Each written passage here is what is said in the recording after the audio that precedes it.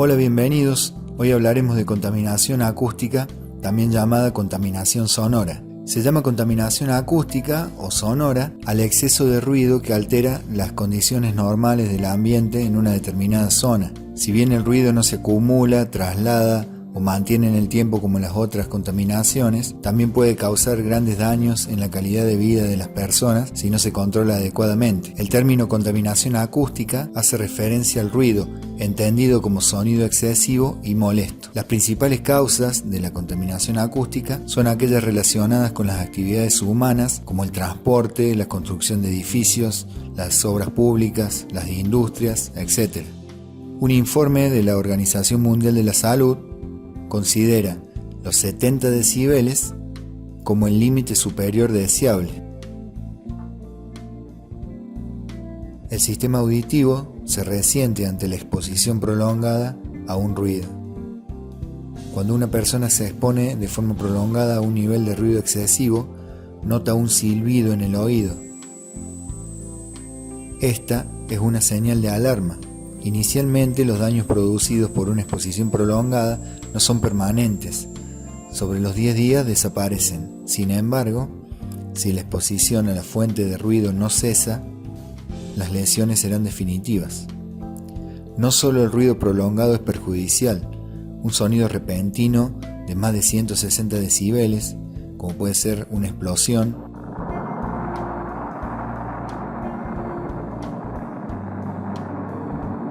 o un disparo, pueden llegar a perforar el tímpano o causar otras lesiones irreversibles. Podríamos dividir a los efectos de la contaminación acústica en dos.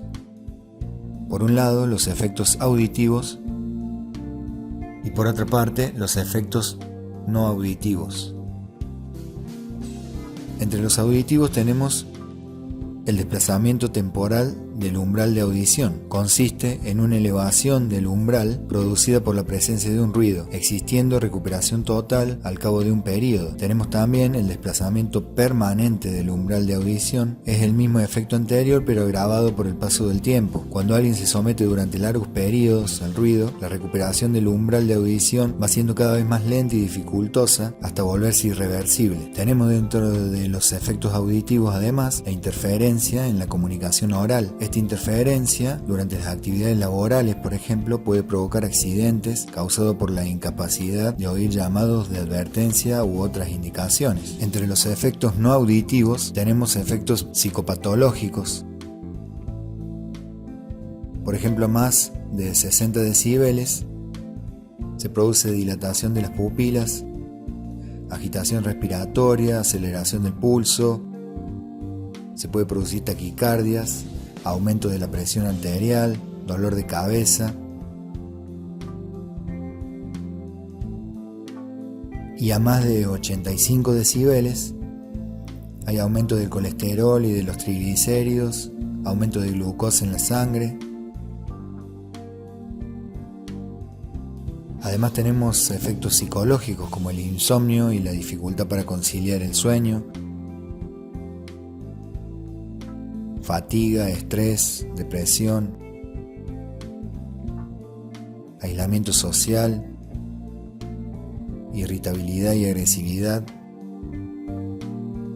Tenemos también efectos sobre el sueño, porque el ruido produce dificultades para conciliar el sueño y despierta a quienes están dormidos.